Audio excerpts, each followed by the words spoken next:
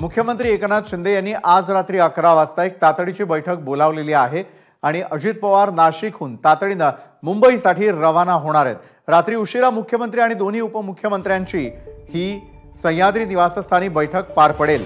बैठकीचे कारण अस्पष्ट आहे। आज बैठक करून उद्या पुन्हा उर्वरित दौऱ्यामध्ये अजित पवार सहभागी होणार आहेत। निलेश बुधावले आपले प्रतिनिधी या संदर्भात अधिक माहिती देतात।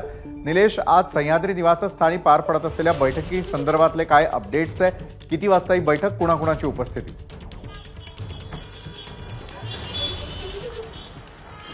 विशाल, रात्री 11 वाजता वर्षा निवासस्थानी ही बैठक पार पडणार आहे आणि या बैठकीमध्ये मुख्यमंत्री एकनाथ शिंदे आणि यांच्यासोबतच उपमुख्यमंत्री अजित पवार आणि देवेंद्र फडणवीस हे दोघंही उपस्थित असताना पाहायला मिळणार आहेत। खरं तर अजित पवार सध्या नाशिक जिल्ह्याच्या दौऱ्यावर आहेत। आपले आमदार ज्या विधानसभा मतदारसंघात आहेत त्या मतदारसंघामध्ये जनसन्मान यात्रा घेऊन अजित पवार पोहोचताना पाहायला मिळत आहेत। कार्यकर्त्यांशी संवाद साधतात, खास करून महिला मतदारांना आकृष्ट करण्यासाठी मोठ्या प्रमाणात जय्यत तयारी करण्यात आल्याचं देखील पाहायला मिळत आहे। आज दिवसभर 2 विधानसभा मतदारसंघांचा आढावा घेतल्यानंतर प्रामुख्याने 2 मोठ्या सभा देखील या ठिकाणी पार पडल्या।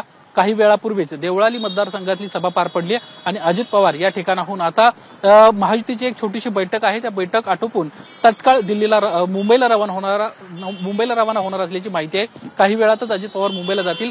11 वाजता ही बैठक पार पडेल आणि त्यानंतर रात्री उशिरा पुन्हा अजित पवार नाशिकला दाखल होणार आहेत आणि उद्या जनसन्मान यात्रेच्या दुसऱ्या दिवशी निफाड, येवला या विधानसभा मतदारसंघामध्ये आपली यात्रा घेऊन जाताना आपल्याला पाहायला मिळतील।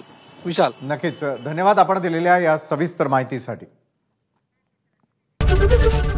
एबीपी माझा, उघडा डोळे बघा नीट।